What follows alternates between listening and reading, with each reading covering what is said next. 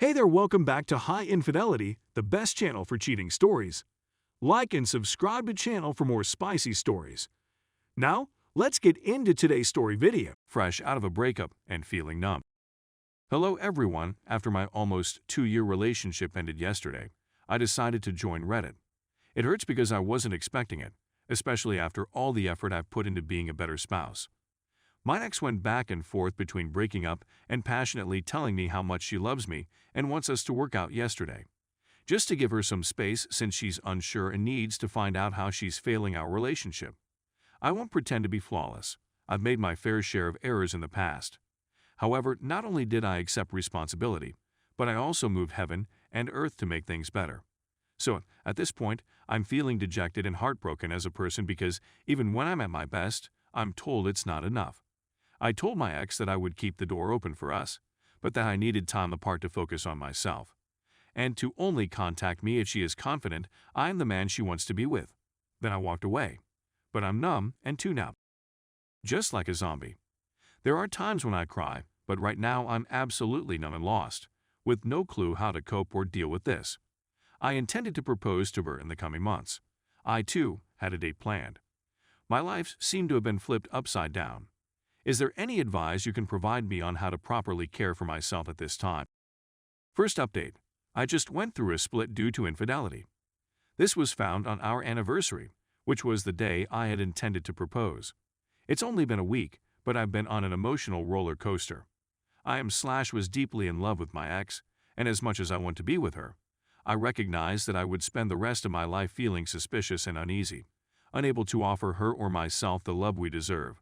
So I went away, but not before I apologized to her. I'm not justifying her actions, but I understand she's gone through a lot in her life. And I'm well aware that I'm the kind of person who can never completely recover if I keep a grudge. My only hope for her is that she would utilize this experience to help her develop as a person and cope with her problems. But I'm not sure how to cope with this in a healthy way. Could you kindly provide me some advice? I've gone through breakups before, but nothing like this. Each time, I battled and did everything a person should not do while attempting to move on. I don't care how difficult it is. As long as I can recover and rebuild myself, I'm willing to do it. Update 2. I just split up with my 2-year partner. We were ready to marry, and I had planned to propose on our anniversary, which had just gone. However, I discovered she was cheating on me. The way I found out is something you'd think only occurs in a movie. It was that upsetting. Nonetheless, I opted to depart with love and forgiveness. During these few weeks, even though I'm convinced I can't and won't return to that connection, I'm saddened by the trip she has ahead of her. Instead of caring about myself, I seem to be concerned with how she would deal with her remorse and the repercussions of her actions. Many months ago, she came to me and said that she was flirting with this person. I choose to forgive her and go on since I had a similar experience via text a long time ago. This, I thought, demonstrated a high level of maturity, regret, and respect. What I didn't anticipate was for this occurrence to result in her full-fledged emotional and limited physical adultery. Despite the fact that she did not sleep with him, the months of lies, betrayal, manipulation, and gaslighting have left me absolutely stunned and unable to remain with her.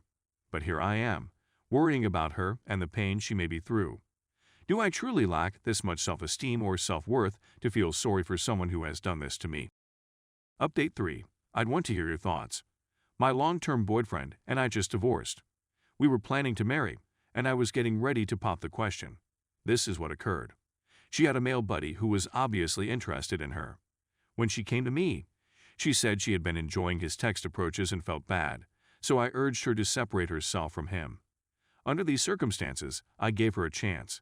We were in a long-distance relationship and saw each other approximately once a month for about a week. She put up with it till he wormed his way back in. The sad thing was that he was friends with her whole family. He was aware of my existence and had been attempting to set me up by creating bogus female accounts to see if I would text back so he could use this as leverage to break us up. It never worked because I refused to participate. This was only revealed to me after the breakup. She hid this information from me. His family is incredibly wealthy, so he would lavish her and her family with gifts and favors. Few months later, he makes a move on her, kisses her, and she kisses back. It was just a single kiss, but she felt horrible and told him she loved him but made a mistake. Soon after, he tells me that they'd been in communication the whole time. He's not doing me a favor since he's a jerk. He believed that by removing me from the picture, she would be his. That was not the case. She's been frantically trying to win me back, but the reality is that she didn't confess to me in the weeks after the incident, lied to me about maintaining the connection with him, and made me feel uneasy when I suspected she was still in contact with him. She did, without a doubt, make some dubious character decisions. Since then, I've acquired as much knowledge on many topics from her. I had no idea they had kissed until she revealed it to me. She claims that up until that point, she had been towing the line and had been carried away by his relentless attention. My concern is, should I cut my losses or give this individual a chance to show herself? I'm too emotionally attached to be impartial about this, and I've been torn between the two possibilities since the relationship ended. Apart from that, she had a number of characteristics that I admired and was, for the most part, highly proactive in the relationship. However, she cheated in this manner, and I'm not sure if she is someone who made a succession of horrible mistakes because she was young, or whether she lacks loyalty and honesty. Update 4. I'd want to express my gratitude to everyone who responded. It offers me a lot to ponder. I feel like I came on here urgently hoping for any way to give her another opportunity. But then I remembered how much pain I'm in right now, and how it should never be the way one feels about love or a relationship. So I've chosen to persevere with the split and spend time apart from her to recover and move on. Update 5. I learned my spouse had cheated on me with a man she told me was only an acquaintance who was no longer in her life. I found out about it just before I proposed. It was a harrowing event that I will never forget. My ex has been trying to get me back ever since. I questioned whether I should try again for a time. Then I realized that I couldn't reconcile right now and that I needed to focus on digesting what had transpired. I believed that if I could simply forgive her, I would be able to work on the relationship again. I've begun to forgive her, and we've had many frank chats about everything. But instead of desiring to reconcile, I've had the opposite effect since I began to forgive her. I've lost most, if not all, of my drive to reconcile. I'm not sure whether to feel happy or sorry about this. I simply wanted to reach out and see what advice or insights I might receive from others who have gone through something similar. I'm relieved yet sad since I had hoped to be able to try again if I could forgive her. This was not what I expected. Update 6. I recognize that ending a 2-year relationship in 2 months is unrealistic. I had communicated with my ex, who had cheated on me many times in the previous month. She may be exhausting at times. I could see she sincerely regrets and is sorry for what she's done. Her mission has been to attempt to help me heal. But a few days ago, I decided to cut off communication since just remaining in touch was too traumatic. It seemed like agony because I was experiencing so many contradicting feelings. I'm more at peace now that I can concentrate only on myself and my recovery. But at the same time, I'm still experiencing all of the mental movies.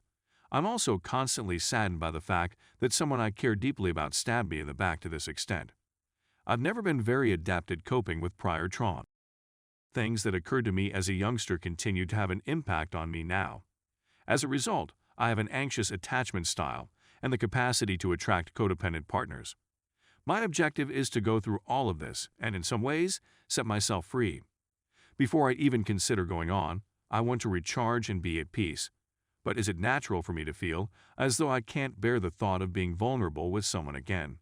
For example, I feel so violated by the betrayal that I struggle on a daily basis. 7th update.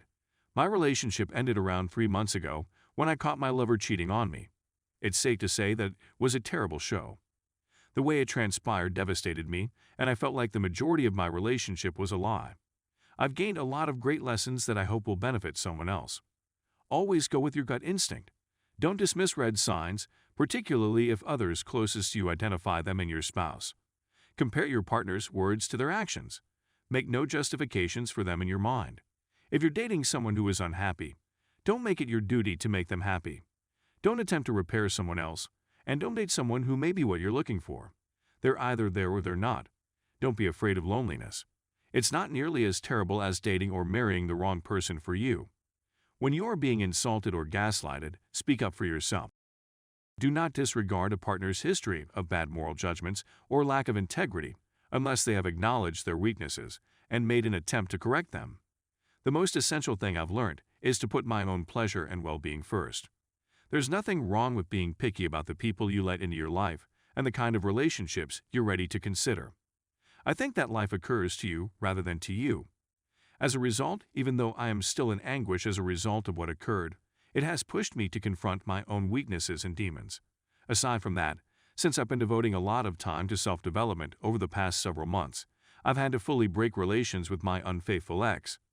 I explored reconciliation at one point, but as time passed, I recognized the severity of her infidelity. She would have given me hundreds, if not thousands of falsehoods in the latter months of our relationship while she deceived me. I suspected it as well and questioned her on many occasions, but I was treated with gaslighting and manipulation. Don't want to discourage anybody who is attempting to reconcile. I admire you and drew inspiration from you. But having seen the genuine person my ex is, warts and all, I can't picture a scenario in which I would ever allow someone like her to have a place in my life, even if I love the person I thought she was.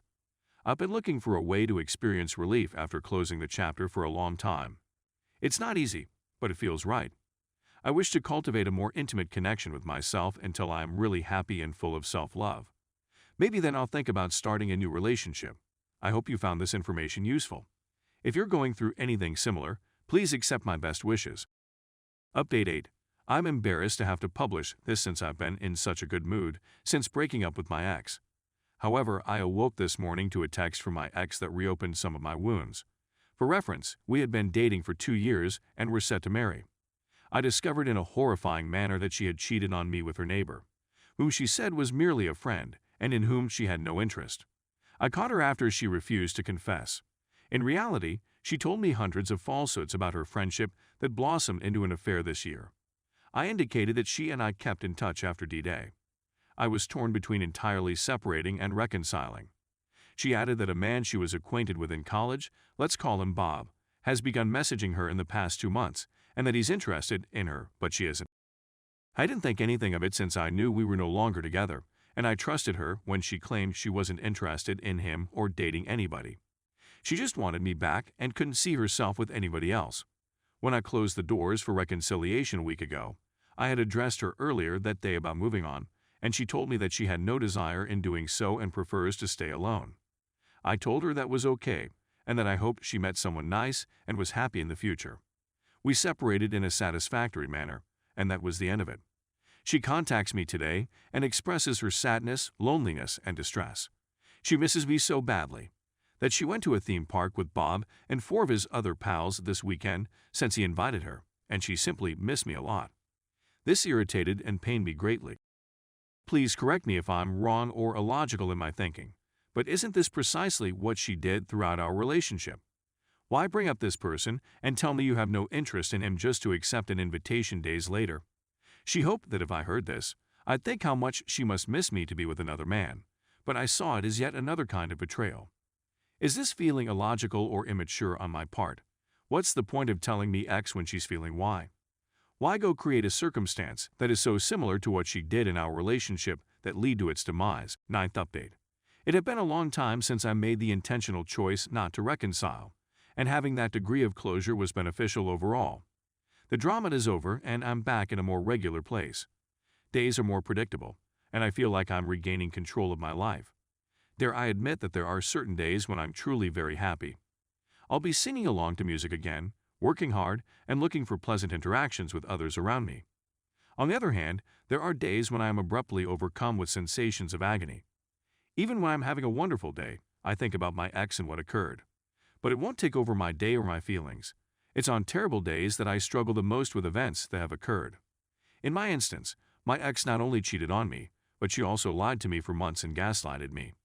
I believed she was cheating, and when I confronted her, I was faced with gaslighting. Those events are replaying in my head.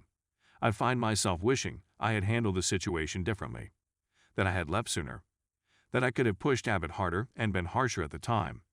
But I also see that with faith, there is no need to do so, and I trusted my ex, so despite my reservations, I opted to believe what she was saying at the time. It's needless to take shots at me and claim that I'm insecure or intimidated. Looking back, knowing that I was duped has an impact on me on bad days. What are some things I can do to lessen the effect of those thoughts and emotions on bad days? How did you manage to get away from ruminating about these things? I'm certain that my future will be bright. I'm avoiding any potentially harmful actions. I haven't recovered, and I'm growing used to being on my own. But I've realized that mending isn't a straight line. I'd be grateful for any suggestions or simply to hear about your experiences with this. Final update. I discovered that my girlfriend was having an affair. I found out on our anniversary, just as I was about to propose. I won't go into too much detail, but it was a shambles, and I had to deal with her insane AP, who was attacking me in a variety of ways. There were several ups and downs. I thought about reconciling, but my ex was too inconsistent. All trust has been broken. I watched a lot of everyday mental movies because I saw things that no one wants to see.